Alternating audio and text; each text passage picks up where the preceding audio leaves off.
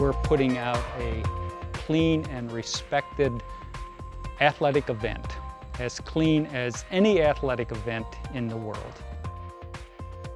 The testing is very specific.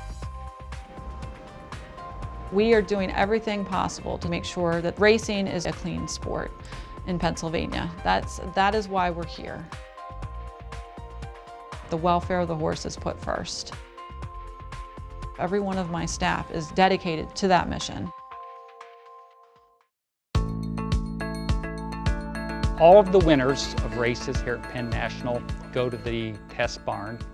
We select 3 second-place horses at random, and we select 3 special horses randomly before the day begins to have their urine and blood tested for any untoward agents. It assures us and assures the public there was nothing in the horse's system that could enhance its performance. All of our samples are sent to our state-of-the-art, top-of-the-line laboratory in Westchester.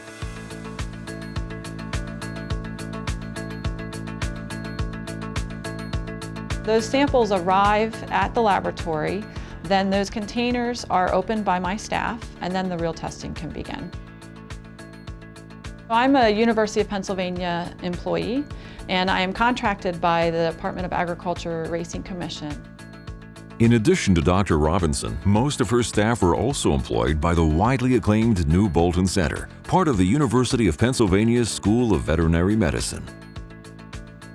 These world-class scientists will test tens of thousands of samples each year. The results underscore the fact that horse racing in Pennsylvania is a remarkably clean sport. Out of the 35,000 samples that we test on a yearly basis, only about 0.4% of those have a finding. So that means that 99.6% of everything that we're testing comes out negative. And then about 95% of that 0.4% are therapeutic medications. We are able to detect extremely small concentrations of substances. It is extremely precise. We were able to replace half of our instrumentation in 2015 due to funding that was provided by the Pennsylvania Department of Agriculture Racing Commission. We can detect a single grain of salt dissolved in an Olympic-sized swimming pool with the new instrumentation that we obtained in 2015. The equipment is top-notch, and our people are top-notch. This is the instrument that can detect a single grain of table salt dissolved in an Olympic-sized swimming pool. It's amazing. It's allowed us to look for substances at a much lower concentration than we've ever been able to do before. Behind me is Dr. Fuyu Guan. He's our most senior chemist. He is the person who developed the very first method to detect human erythropoietin in horses. And that is one of the classic blood doping agents. Its shorthand is called EPO. Dr. Yuan Yu is our analytical research and forensics coordinator. So he is the one who's overseeing all of our new method development. He's trying to develop new methods that will be able to analyze samples for even more drugs at even lower concentrations.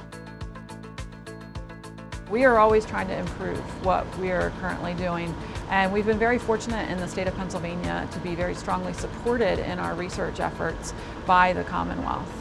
The money that goes into research is essential for us to be able to continue to improve our testing capabilities.